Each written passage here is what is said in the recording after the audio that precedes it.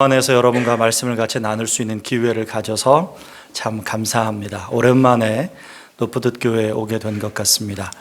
제가 보니까 훌쩍거리시는 분들도 계시고 콜록콜록 하시는 분들도 계시는데 저도 설교를 시작하기 전에 양해를 좀 구해야 되겠습니다.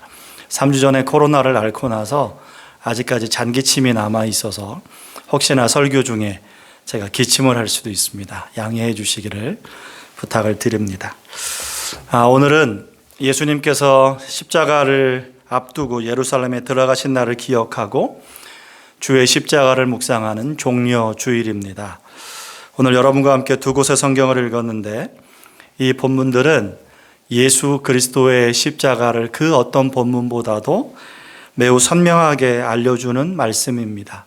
따라서 마음을 잘 기울여서 말씀을 듣고 예수 그리스도의 십자가를 묵상하고 또 그것이 자기에게 실제가 되는 시간이 되기를 간절히 바랍니다. 먼저 민수기의 본문에서 시작을 할 텐데 민수기 오늘 우리가 21장 4절부터 9절까지 읽었지만 이 본문을 이해하려면 20장과 21장을 좀 다 알아야 합니다. 보시면 20장 22절 이하에서 아론이 죽는 이야기가 기록되어 있습니다. 모세와 함께 이스라엘 백성을 애굽으로부터 이끌고 나와서 광야를 지나는 동안에 언제나 모세를 도왔던 아론이 호르산에서 죽었습니다. 그래서 이스라엘 백성이 그곳에서 아론을 장사 지냈습니다.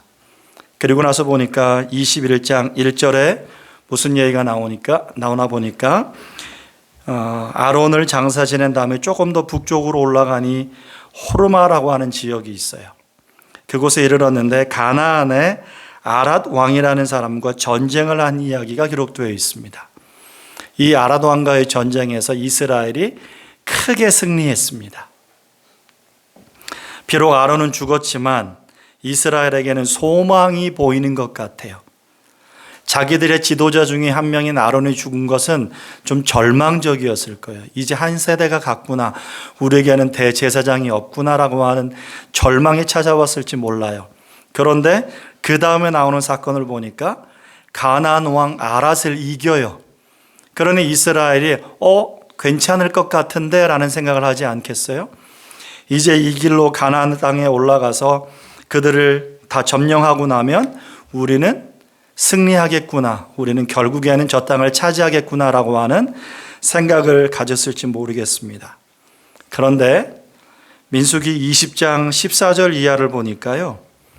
이스라엘 백성들이 가나안으로 바로 올라가지를 못하고 북쪽에 가나안이 있다면 여러분들이 보는 기준으로 하자면 이렇게 돌아서 가나안에 들어가야 됩니다. 그런데 이렇게 돌아가려면 여기에 누가 있냐면 에돔이 살고 있어요.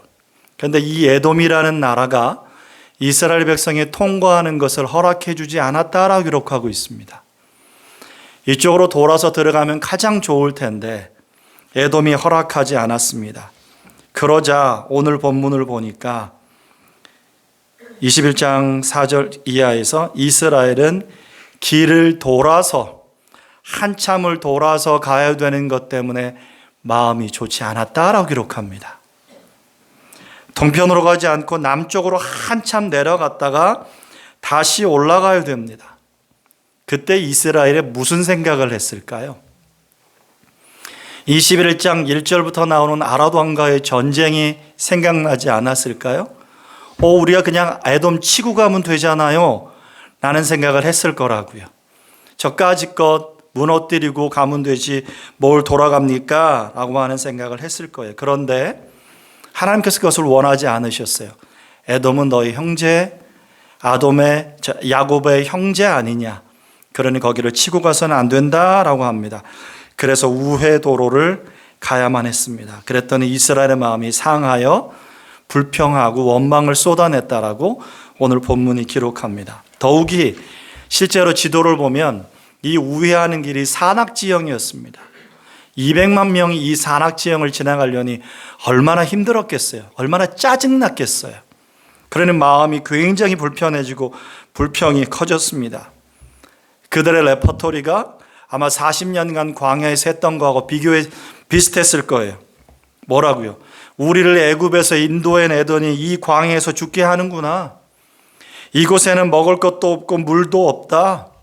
우리 마음이 이 하찮은 음식을 싫어한다. 5절에 그렇게 기록되어 있습니다.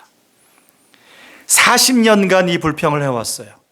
그런데 이제 가나안을 눈앞에 뒀는데 또 이 불평을 하고 있습니다. 이스라엘은 언제나 마음이 똑같았어요. 이스라엘의 불평을 들으신 하나님께서 크게 진노하셨습니다.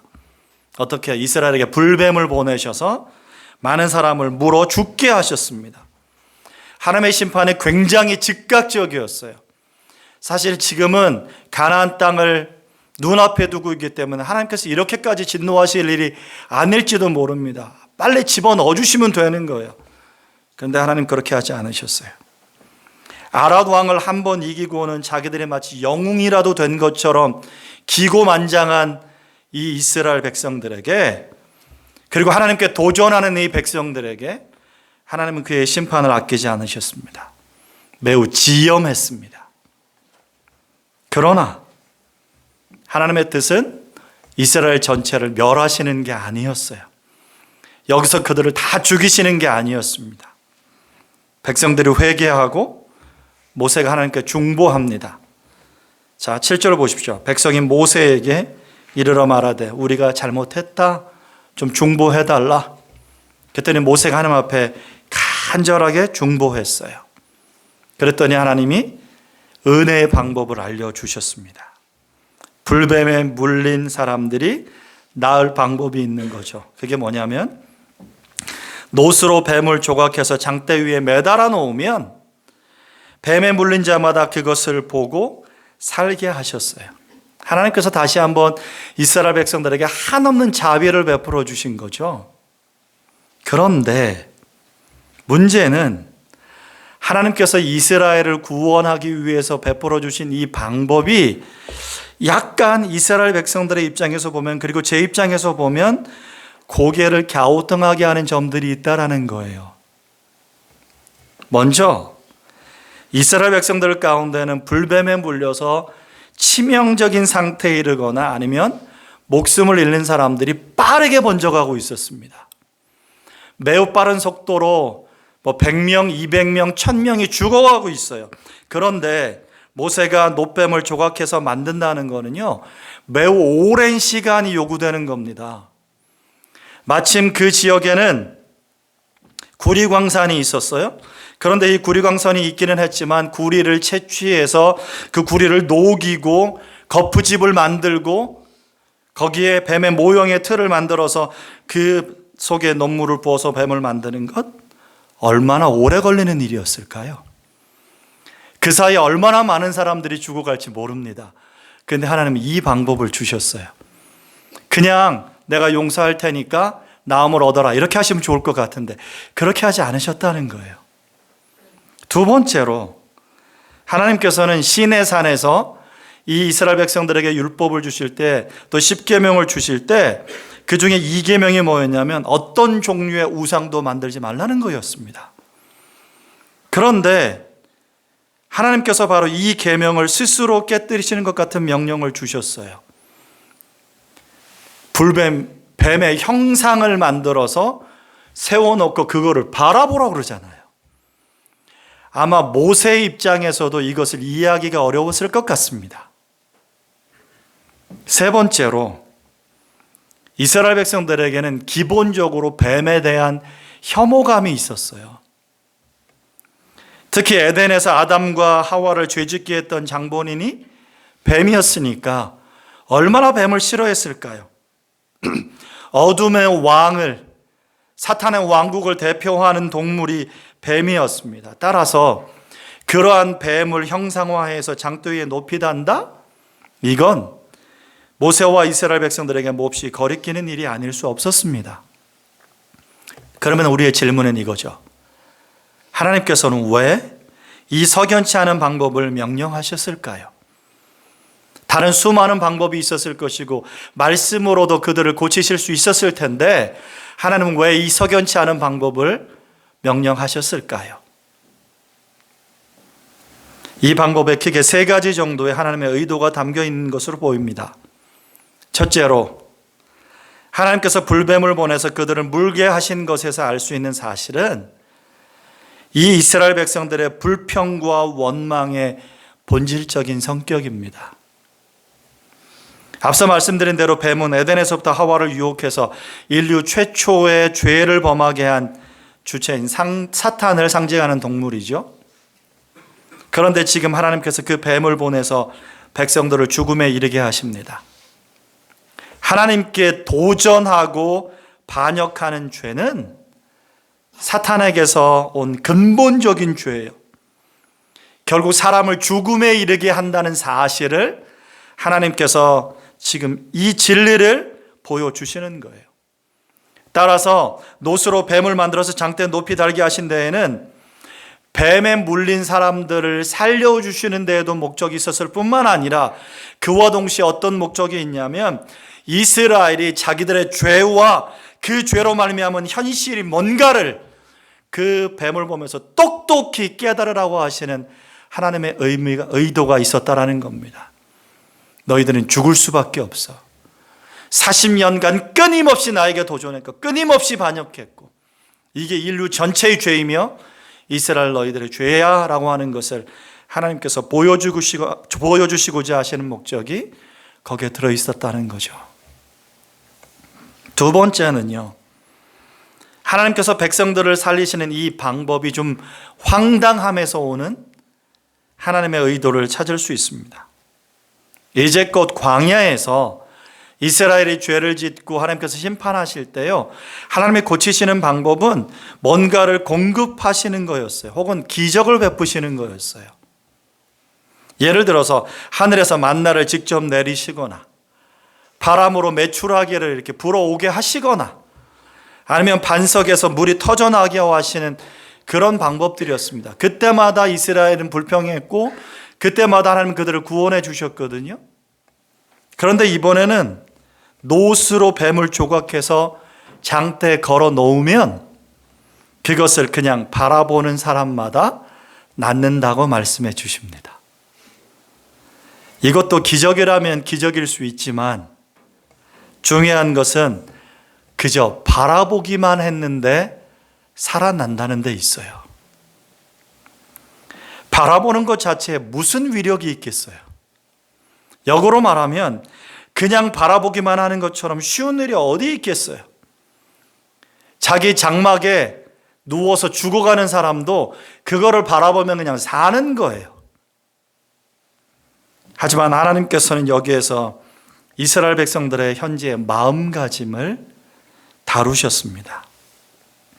이 사건이 있기 전에 이스라엘은 아란 왕과의 전투를 통해서 자신감을 얻었어요. 금방이라도 가나안에 들어갈 수 있을 것 같아서 사기충천해 있었고 그 승리가 하나님의 은혜로운 도우신 덕분이었음에도 불구하고 마치 자기들에게 어떤 대단한 위력이라도 있는 것처럼 생각했습니다. 까짓것 에돔도 치고 가면 되지라고 하는 생각을 했을 거라고요.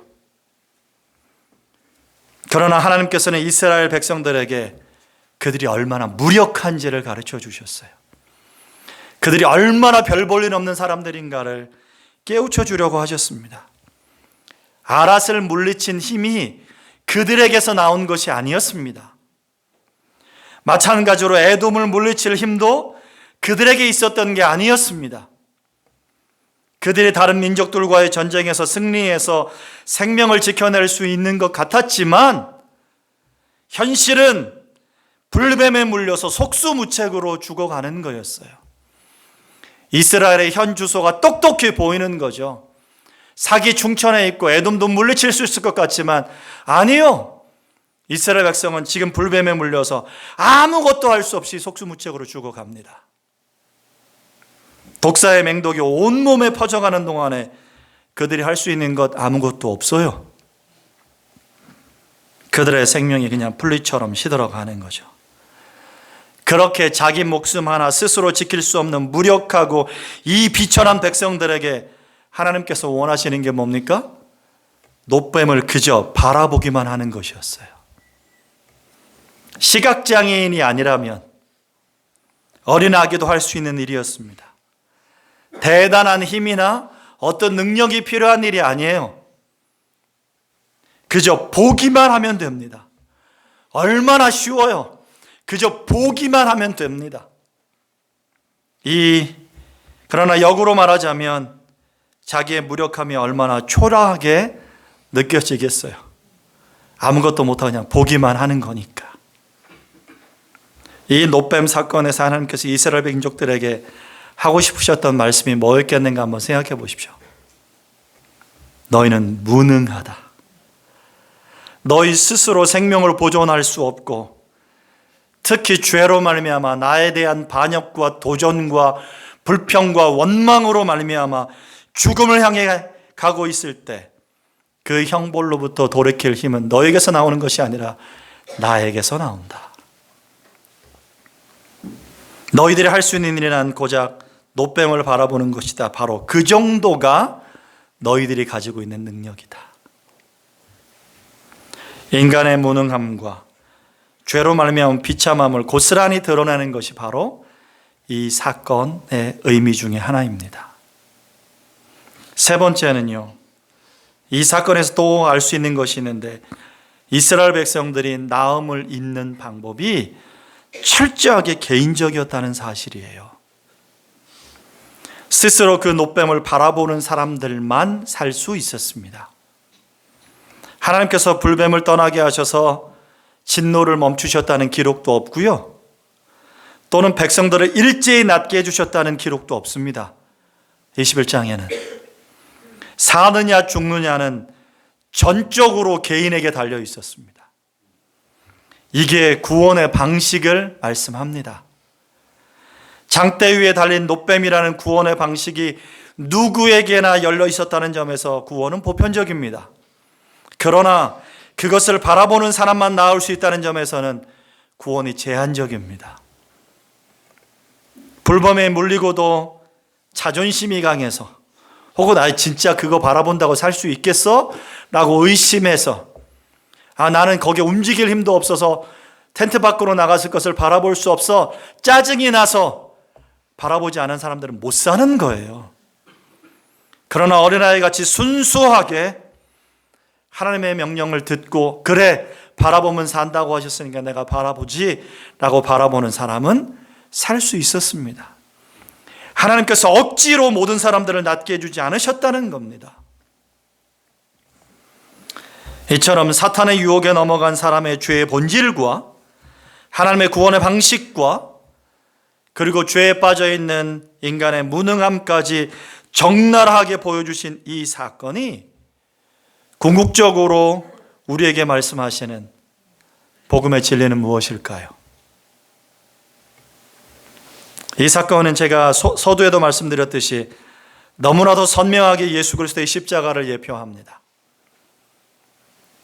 우리가 읽은 두 번째 본문 요한복음 3장 14절에서 예수님께서는 이 사건을 그리스도의 십자가와 연결하셨어요. 모세가 광야에서 뱀을 든 것 같이 인자가 들려야 할 것이다. 따라서 우리는 민수기 21장을 잘 생각하면서 요한복음 3장 14절 이하의 말씀을 더 구체적으로 좀 보아야 할 것입니다. 요한복음 3장은 여러분이 잘 아시는 것처럼 예수님과 니고데모가 함께 나누시는 대화입니다. 니고데모가 예수님을 찾아왔어요, 밤중에. 그리고 예수님에게 뭐라고 말씀하냐면 예수님을 가리켜서 하늘로부터 온 선생이라고 말합니다. 그러니까 예수님께서 뭐라고 하시냐면 그가 거듭나야 하나님의 나라를 볼 수 있다 이런 말씀을 하셨어요. 그랬더니 니고데모가 어떻게 거듭날 수 있냐고 물었어요. 그때 예수님께서 하신 말씀이에요. 모세의 놋뱀 사건을 예수님의 십자가와 연결하신 거죠. 모세가 광야에서 뱀을 든 것처럼 인자도 들려야 할 것이다. 그리고 나서 15절에 매우 중요한 말씀을 하셨어요. 15절 다시 한번 봅니다. 이는 그를 믿는 자마다 영생을 얻게 하려 하심이니라. 여기서 예수님께서는 정확하게 놋뱀 사건에서 어떤 점들을 가져오시는지 알 수 있습니다. 사실 장대에 달린 놋뱀과 십자가에 달린 예수 그리스도를 정확하게 일치하게 볼 수는 없습니다. 왜냐하면 예수님과 놋뱀은 근본적으로 다르니까요. 민수기에서 뱀이 철저하게 하나님의 심판의 도구임과 동시에 백성들의 죄의 원인과 그들의 죄의 본질이 무엇인가를 말씀해 주시는 상징이었단다면 그 뱀 자체는 예수 그리스도일 수는 없겠죠. 하지만 이 본문에서 예수님께서 말씀하시려는 가장 확실한 예표가 15절에 있는 거예요. 죄를 범해서 또는 죄에 물려서 죽어가던 이스라엘 백성들이 장대에 매달려 있는 놋뱀을 바라보기만 해도 생명을 얻었던 것처럼 죄에 빠져 영원한 죽음을 향해 가는 사람들이 십자가에 달린 예수 그리스도를 믿기만 하면 생명을 얻는다는 거예요. 그러므로 우리는 이 예표에서 중요한 것을 발견할 수 있는데요. 단어가 바뀝니다. 민수기 21장 8절에서 9절에서는 쳐다보면 낫는다고 그랬어요. 그런데 요한복음 3장 15절에서는 믿어야 낫는다고 바뀌어 있습니다.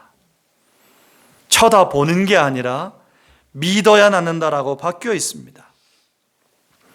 사실상 장대에 달린 놋뱀을 바라본다는 건 그렇게 구원하시기 위해서 주신 하나님의 은혜의 방식과 그 구원의 방식과 생명의 방식을 믿는다는 의미였습니다. 마찬가지로 이제 생명을 영생을 간구하는 이 니고데모에게 예수님께서 방법으로 제시하시는 것은 하나님의 은혜의 방식, 하나님의 구원의 방식, 영생의 방식을 예수 그리스도의 십자가를 통해서 보여주시고 그것을 바라보고 믿어야 된다라고 말씀해 주시는 거죠. 그래서 요한복음은요, 사실 요한복음 전체를 잘 보시면 여러 장에서 몇 차례에 걸쳐서 이 본다라는 말과 믿는다는 말을 서로 연결하고 있거든요. 예를 들어서 6장 40절은 이렇게 말씀합니다. 내 아버지의 뜻은 아들을 보고 믿는 자마다 영생을 얻는 이것이니 마지막 날에 내가 이를 다시 살리리라 하심이라. 또 요한복음 14장 17절은 이렇게 말씀합니다. 그는 진리의 영이라 세상은 그를 받지 못하나니 이는 그를 보지도 못하고 알지도 못함이라. 예수 그리스도의 십자가는 하나님께서 인류에게 생명, 영생을 주시기 위해서 마련하신 수단이라는 점에서 장대에 달린 놋뱀과 같습니다. 놋뱀을 본 자마다 다시 살아난 것처럼 예수 그리스도를 보고 믿는 자마다 다시 살아날 수 있습니다. 또 장대에 달린 놋뱀이 이스라엘 백성 전체에게 주어졌지만 그것을 보는 개인만 살 수 있었던 것처럼 예수 그리스도의 십자가도 온 인류에게 주어졌지만 그 십자가를 바라보고 믿는 자만 살 수 있습니다. 이런 점에서 이 두 사건은 정확하게 일치합니다. 그런데 우리는 그리스도의 십자가를 이렇게 교리적으로만 정리하고 끝나서는 안 됩니다. 십자가의 구체적인 의미가 여러분 삶에 더 깊이 들어가야 되거든요. 예수 그리스도께서 십자가를 지고 골고다를 오르실 때 수많은 유대인들이 또 예루살렘을 방문했던 수많은 이방인들조차도 아마 예수님의 뒤를 따라갔을 겁니다. 그리고 높이 나무에 달리신 예수 그리스도를 쳐다보며 바라보며 십자가 아래에 서 있었을 거라고요. 마치 장대에 달린 놋뱀을 바라봤던 많은 사람들처럼 그들도 십자가에 달리신 예수님을 바라봤겠죠. 문자 그대로 쳐다보았지만 그렇게 십자가를 보는 것만으로는 그들에게 아무 일도 일어나지 않았어요. 2000년 전에. 십자가 아래 모이는 수많은 유대인들은 민수기 21장에 나오는 이스라엘 백성들과 똑 닮은 모습이었습니다. 이 유대인들은 광야 40년 동안 하나님과 모세에 대항해서 반기를 들었던 이스라엘 백성들처럼 예수님의 3년 공생의 기간 동안에 언제나 예수님에게 반기를 들었던 사람들입니다. 언제나 예수님의 예수님을 원망하기도 했고 예수님을 정죄하고 모욕하고 거부하고 비방하고 미쳤다고 말하고 귀신 들렸다고 말하고 죽이려고까지 했습니다. 그러한 유대인들은 3년 내내 예수님을 보기도 하고 나중에는 십자가에 달리신 예수 그리스도를 쳐다보았지만 그들에게는 아무런 변화가 일어나지 않았어요. 똑같이 바라봤지만 그저 보기만 하는 것은 믿는 것과 같지 않았기 때문이에요. 사실상 예수 그리스도께서는 십자가에 달리시기 전에 유대인들에게 뭐라고 말씀하신 적이 있냐면 이렇게 말씀하셨어요. 요한복음 15장 24절에 이렇게 말씀합니다. 내가 아무도 못한 일을 그들 중에서 하지 아니하였더라면 그들에게 죄가 없었으려니와 지금은 그들이 나와 내 아버지를 보았고 또 미워하였도다. 너무 충격적인 말 아닙니까? 유대인들은 예수님과 아버지를 보았어요. 그런데 믿기는커녕 미워했습니다. 제가 앞서 말씀드린 대로 요한복음 보는 것과 믿는 것을 매우 중요하게 말씀하거든요. 본다고 다 믿는 게 아니라는 말씀을 하는데 이 유대인들은 예수님과 아버지를 봤는데 믿기는커녕 미워했습니다. 그러므로 민수기 21장에서 하나님을 원망하고 대적한 사람들이 불뱀에 물려서 그 목숨을 잃어야 됐다면 예수님 공생의 3년 동안 예수님을 극도로 반대하고 대적했던 이 유대인들에게 남은 것도 죽음뿐입니다. 그들에게 생명은 없어요. 신명기 21장 22절로 23절은 하나님을 비방하는 사람들을 돌로 쳐서 죽인 다음에 나무에 달아놓으라고 명령합니다. 따라서 사실상 예수님을 대적하던 유대인들이 십자가에 달려야 했습니다. 그리고 그 유대인들은 온 인류를 대표하는 사람들이었습니다. 우리는 앞서 민수기 21장의 놋뱀 사건에서 이걸 봤어요. 하나님께서 놋뱀을 장대에 매달리게 하신 데에는 이스라엘이 그것을 범으로써 생명을 얻게 하는 목적이 있었지만 그 전에 뭐가 있다고 했어요? 그들의 죄가 무엇인지 똑똑히 보여주고자 하시는 의도도 있었다고 그랬죠. 하나님께서는 장대에 뱀 자체를 달아놓으신 것이 아니라 이스라엘 백성들의 죄를 걸어놓으신 것이었습니다. 뱀을 걸어놓으신 것이 아니라 이스라엘의 죄를 걸어놓으신 것이라고요. 그리고 그 죄로 말미암아 죽은 그들의 영혼을 걸어놓으신 것입니다. 너희들의 죄, 그것 때문에 죽은 너희의 영혼을 보라는 말씀이셨던 거죠. 마찬가지로 하나님께서는 십자가에 우리의 죄를 걸어놓으셨습니다. 고린도후서 5장 21절이 이렇게 말씀합니다. 하나님께서 죄를 알지도 못하신 예수님을 우리를 대신하여 죄를 삼으셨도다. 예수님이 달리셨지만 하나님의 우리의 죄를 걸어놓으신 것입니다. 우리의 모든 죄가 예수님과 함께 십자가에 달렸어요. 예수님께서 우리의 죄를 지고 십자가에 죽으셨을 때 그래서 우리의 죄에 대해 그 죄에 대해 우리도 죽었습니다. 그러므로 우리는 십자가에서 예수 그리스도의 죽으심을 봄과 동시에 뭘 보냐 하면 우리의 죄의 죽음을 보는 겁니다. 우리가 우리의 죄를 십자가에서 봐야 하고 우리가 그 죄 때문에 죽었다라는 것을 십자가에서 봐야 합니다. 죽을 거라는 사실이 아니라 죽었다는 사실을 거기서 봐야 합니다. 예수님께서 죽으시던 6월절에 예루살렘에 몰려든 유대인들은 마치 광야에서 죄로 말미암아 불뱀에 물려 죽어가던 사람들과 똑같았습니다. 하나님께서는 십자가에 달리신 예수 그리스도를 그들의 눈앞에 세우셨어요. 그리고 뭐라고 말씀하신 거겠어요? 그 십자가를 바라보면 살 수 있어. 그 십자가를 바라보면 살 수 있어라고 이 명절에 수많은 유대인들을 예루살렘에 모으셨습니다. 마치 광야 200만 명이 같이 모여 있었던 것처럼 하나님이 유대 백성들을 그 디아스포라를 명절에 다 불러 모으셨습니다. 십자가를 바라보는 자마다 영생을 얻을 거라고. 비록 유대인들과 인류가 하나님께 반역했지만 하나님께서 그들에게 생명 주시기로 계획하셨고 언약 속에서 구약의 역사 속에서 끊임없이 약속하셨고 매번 강조하셨기 때문에 이 십자가 앞에 하나님은 그 약속을 이루시기 위해 약속 주셨던 이스라엘 백성들을 불러 모으신 거라고요. 그리고 요한복음 3장 16절에서 이렇게 약속해 주시는 거죠. 하나님이 세상을 이처럼 사랑하사 독생자를 주셨으니 이는 그를 믿는 자마다 멸망하지 않고 영생을 얻게 하려 하심이라. 이 유명한 구절이 이 배경에서 나오는 겁니다. 사실 헬라어 원문에서 16절은 왜냐하면으로 시작합니다. 왜냐하면 다 불러 모으셨다. 이제 장대에 매달린 노뱀처럼 십자가에 매달린 예수 그리스도를 바라보게 하기 위해서 다 불러 모으셨다. 왜냐하면 하나님이 세상을 이처럼 사랑하사 독생자를 주셨기 때문이다. 그를 믿는 자마다 멸망하지 않고 영생을 얻게 하려 하시기 때문이다. 보다가 아니라 믿는다잖아요.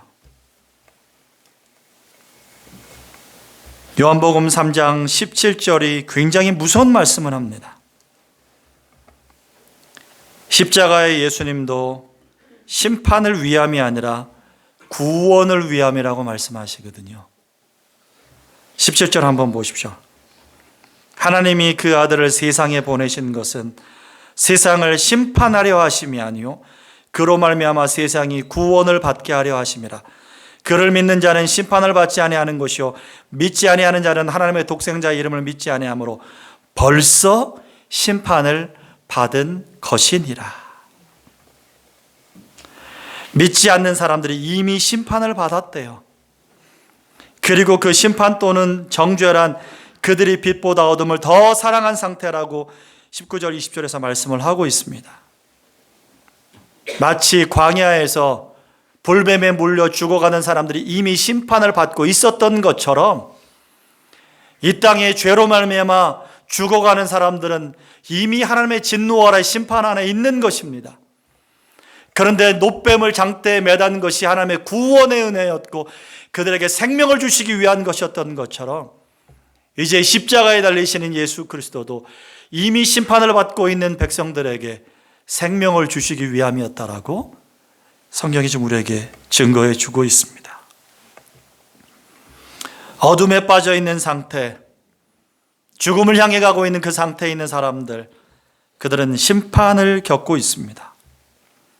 어둠은 심판의 영역입니다. 빛은 생명의 영역이고요. 그래서 오늘 성경을 보니까 19절, 20절에서 갑자기 빛과 어둠을 얘기합니다. 굉장히 까다로운 본문이에요. 14절, 15절만 읽었는데 이 두 본문만 읽으면 민수기 21장의 본문이 생각이 나서 그래 우리도 십자가에 달리신 예수님을 보면 살 수 있지 그러는데 갑자기 이미 심판받았다는 말씀을 하다가 이번에는 19절, 20절에서 빛과 어둠으로 가시거든요. 되게 까다로운 본문입니다. 무슨 얘기를 하시려고 하는 거냐면 이미 심판에 있는 사람들이 어둠에 있다라고 하는 거죠. 누가복음 1장 79절은 이 세상을 가리켜서 뭐라고 하냐면 어둠과 죽음의 그늘에 앉은 자라고 말합니다.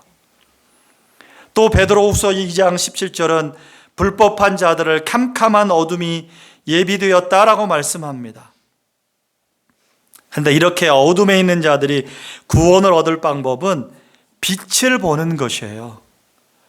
그래서 요한복음은 곳곳에서 또 빛과 어둠을 대조시키면서 빛으로 나오라고 촉구하거든요. 자, 요한복음 3장이 민수기 21장을 보고 있죠. 근데 민수기 21장을 다시 한번 잘 생각해 보십시오. 그들이 불뱀에 물려서 죽어가고 있는데 하나님께 주신 방법이 노뱀을 장대에 매달아서 그것을 보게 하시는 거였어요. 그런데 한 가지 궁금한 게 있어요. 200만 명이나 되는 이 이스라엘 백성들이 장막을 치고 있을 때 노뱀은 단 한 장소에만 높이 달렸을 텐데 멀리 있는 사람들이 그걸 어떻게 볼 수 있었을까요? 200만 명이면 어마어마한 숫자입니다. 그들이 장막을 치고 이렇게 흩어져 있으면 분명히 한 가운데에 장대에 노뱀을 매달아 놓는 건데 어느 정도 높이면 그 멀리까지 볼 수 있을까요? 얼마나 크게 만들어야 그게 보일 수 있을까요? 사실은 그것만 생각해도 이거는 말도 안 되는 이야기 같습니다. 그런데 어떤 성경학자가 이런 이야기를 합니다. 뱀을 노스로 만들었기 때문에 이 광야에서 햇빛을 받아 반짝였을 것이므로 이스라엘 백성들이 멀리서도 틀림없이 이것을 볼 수 있었을 것이다. 게다가 뱀을 만들면서 이렇게 돌아간 모습으로 뱀을 만들었다면 사방에서 이 면에 따라서 비춰서 또 해가 움직이는 것을 볼 때 아마도 모든 사람들이 이 뱀을 볼 수 있지 않았을까라는 이야기를 합니다. 제 생각에는 매우 설득력 있는 상상입니다.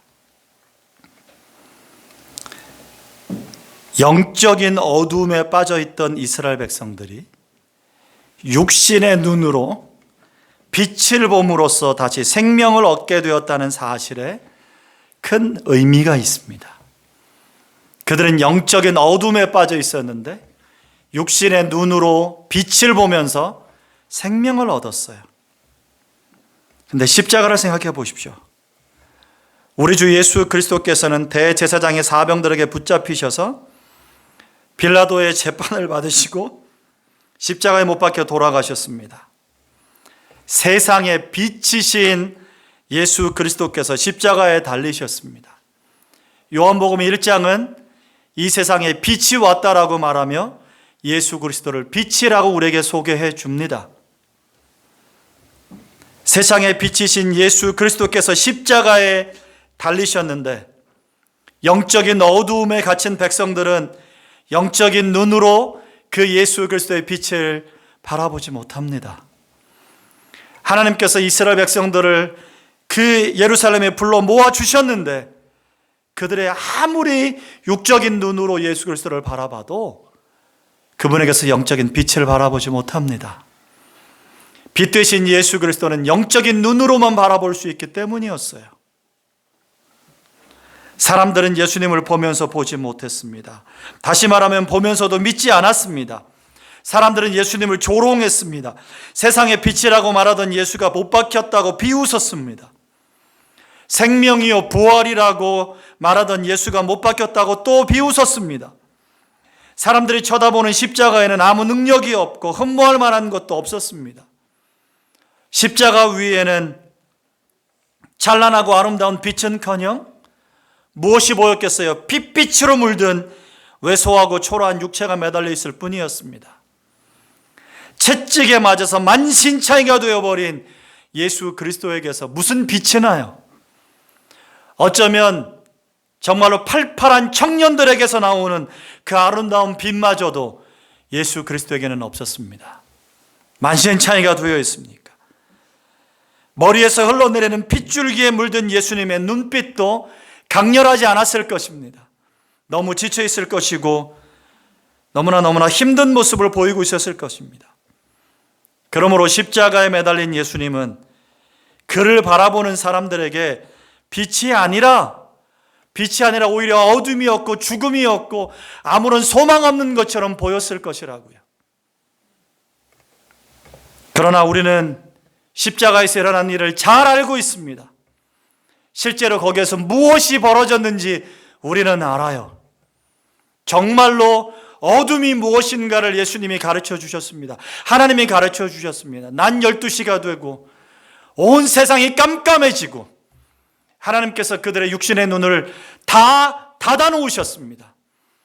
이제 더 이상은 십자가에 달리신 생명의 빛 되신 예수 그리스도를 육신의 눈으로 바라볼 수 있는 방법은 아무에게도 없습니다. 3시간 동안 칠흑 같은 어둠이 십자가뿐만 아니라 그 지역에 있는 모든 것들을 다 둘러엎었습니다. 그 가운데 저 생명의 빛을 바라볼 수 있는 사람들은 영적인 눈을 뜨는 사람들이었어요. 우리 하나님께서 그 3시간 동안에 이 일을 하시는 거예요. 자, 보는 자가 사는 게 아니라 믿는 자가 사는 것입니다. 장대에 매달린 놋뱀처럼 예수 그리스도께서 십자가 위에 지금 달려 계시거든요. 거기에 그 예수 그리스도를 믿음의 눈으로 바라보는 자에게 하나님께서 생명을 주시는 것이에요. 그런데 그것을 믿음의 눈으로 바라보는 사람들은 반드시 그 순간에 함께 해야 되는 것이 있어요. 이 예수를 바라보면 살지 정도가 아니라 거기에 내 죄가 달려있다는 사실을 봐야 하고, 그 죄에 대한 형벌로 내가 죽었다는 사실을 봐야 하고, 내 영혼이 얼마나 비참한지를 봐야만 합니다. 그 예수 그리스도의 십자가에서 나의 죽음과 생명이 결정된다는 것을 바라봐야 한다는 것이죠. 그런 의미에서 예수 그리스도께서 달려 계시는 이 십자가는 죽음과 생명의 십자가입니다. 그저 우리는 사는 것에만 관심이 있어요. 내가 예수 믿으면 살지. 사는 것만큼 은혜로운 게 없습니다. 사는 것만큼 우리에게 필요한 것이 없습니다. 그런데 정말로 중요한 건 뭐냐면 내가 죽었었다는 것을 기억해야 하는 것이고, 또 그것과 함께 내가 이미 살았다면 다시 그 죽음으로 돌아가지 않아야 하는 것입니다. 십자가를 바라보고 내가 살았다면 매일 매순간 우리에게 주어지는 것이 있는데, 우리의 옛사람을 매순간 그 십자가에 다시 한번 매다는 것입니다. 우리 속에서 그 죄의 본성이 다시 올라오지 않도록, 그 죄 때문에 하나님의 징계와 진노와 혹은 심판이 다시 내 삶을 지배하지 않도록 매일 매순간 하나님 앞에 경계하며 그것을 조바심치며, 영적인 조바심을 치며 하나님 앞에 서야 합니다. 한번 살았으니까 끝난 것 같습니까? 그렇지 않습니다. 우리는 오늘도 이 죄와 싸우는 삶을 살고 있고, 영원한 생명이 이미 우리에게 주어져 있지만 예수님 다시 오시는 날 정말로 찬란한 그 하나님의 나라에 들어가서 우리에게 주어지는 그 완전하게 이루어지는 생명을 누리고 살고 싶다면, 오늘도 우리는 나를 죽이고 옛사람을 죽이고 내 죄가 뭔지를 보고, 죄로 말미암은 죽음이 뭔지를 보고, 영혼의 비참함이 무엇인지를 보며 십자가를 바라봐야 한다는 것이에요. 십자가, 생명의 십자가라고 얘기하죠. 아니요, 십자가는 죽음과 생명의 십자가입니다. 거기서 갈라지는 것이에요. 보고도 믿지 않으면 죽는 거고, 보고도 믿으면, 보고서 믿으면 사는 것이기 때문입니다. 제가 왜 이렇게 강조할까요? 이스라엘 백성들이 민수기 21장의 역사를 안다면 그들은 놋뱀이 얼마나 귀중하고 소중한 역사인지를 알 거예요. 그런데 열왕기하 성경을 보시면 히스기야 시대 때 놀라운 일이 벌어졌습니다. 히스기야가 성전을 청소하고 개혁하는 일을 하는데 뭐를 발견하냐면 성전 안에 있던 놋뱀을 발견합니다. 그 놋뱀은 모세가 만들었던 것을 이스라엘이 보존해서 성전에 보관했던 것이 아니라 솔로몬이 성전을 다 지은 다음에 그 이후 시대 누군가에 의해서, 우상을 숭배하던 어떤 왕에 의해서 만들어져서 성전 안에 들어와 있던 것이었습니다. 하나님을 떠나서 우상을 숭배하던 사람들, 그리고 정말로 유일신 하나님을 믿는다는 것이 뭔지를 의미를 몰랐던 사람들이 마치 모세가 놋뱀을 만든 것처럼 우리도 놋뱀을 만들어서 성전 안에 넣어놓으면 그것 때문에 우리가 살 수 있을 거라고 하는 착각과 그 황당한 생각 속에서 놋뱀을 만들어서 그 안에 넣어놨던 거예요. 그때 히스기야가 이 놋뱀을 찾아내서 다 부숴버리면서 뭐라고 얘기하냐면 느수단이라고 부릅니다. 이건 놋 조각에 불과하다는 뜻입니다. 거기엔 생명이 없거든요. 이게 우리에게 뭘 보여주냐면 많은 사람들에게 십자가가 그 정도로 되고 있다는 거예요. 예배당 꼭대기에 십자가가 세워져 있다고, 자기가 십자가 목걸이를 하고 있다고, 자기 집에 혹은 십자가가 걸려 있다고, 예배당에 십자가가 걸려 있다고, 그것 자체로 우리에게 생명을 주지 않는다는 겁니다. 어쩌면 그 모든 것들이 히스기야가 발견해서 부숴버린 놋뱀과도 같을지 모릅니다. 그건 놋 조각에 불과한데, 여러분들이 갖고 다니고 있고 바라보고 있는 그것에 여러분들의 믿음을, 거기에 죽음과 생명이 있음을 다 알고 거기에 여러분의 진짜 인생을 다 걸지 않으면 십자가는 십자가 조각에 불과합니다. 나무에 불과하다는 거예요.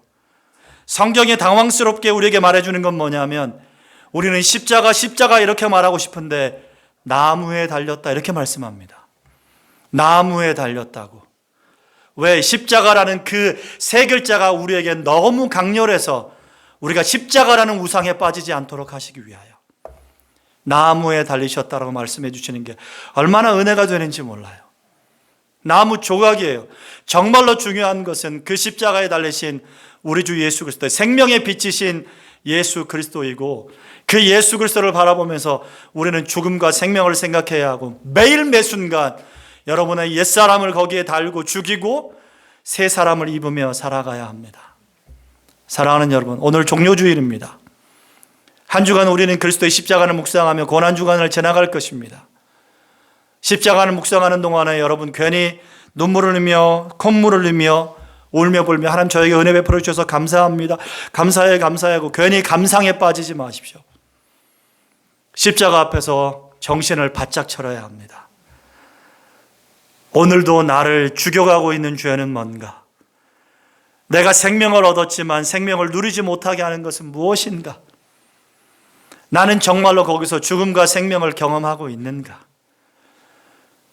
나의 영원한 죽음과 영원한 생명을 갈라놓을 만큼 그리스도의 십자가는 오늘도 내 삶에서 능력이 있는가? 정신 바짝 차리고 기도해야 하고 정신 바짝 차리고 그리스도의 십자가를 묵상해야 하고 그 순간에 우리의 무능함을 다시 한번 인정해야 하고 하나님께서 이스라엘 백성들에게 말씀하셨던 것처럼 너 아무것도 아니야. 너 아무것도 아니야. 네가 성경을 좀 배웠다고 복음을 좀 들었다고 아무것도 아니야. 오늘 이 순간에도 너는 예수 그리스도를 붙잡아야 돼. 예수 그리스도 앞에 무릎 꿇어야 돼.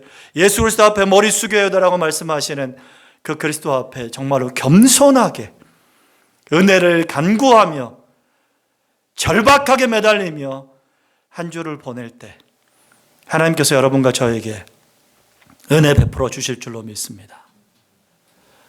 민수기의 역사와 그것을 해석해 주시는 예수 그리스도의 말씀이 여러분 마음에 새겨지기를 바랍니다. 모세가 광야에서 뱀을 든 것처럼 하나님께서 존귀하신 예수 그리스도를 나무에 매다셨습니다.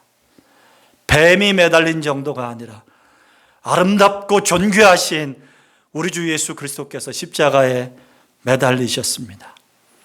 그건 우리를 향하신 하나님의 말할 수 없는 사랑이었고 뿐만 아니라 우리에게 무능함과 우리의 죄의 본질과 우리의 죽음과 생명이 어떻게 결정되는지를 가르쳐 주시는 하나님의 가르침이었습니다. 이 십자가가 여러분에게 진짜 생명이기를 바라고 진짜 은혜이기를 바라고 오늘부터 평생 동안 십자가 붙들고 그 십자가 앞에서 겸손하게 진짜로 영적으로 승리하시는 여러분 모두가 되시기를 우리 주 예수 그리스도의 이름으로 축원합니다. 같이 기도하겠습니다.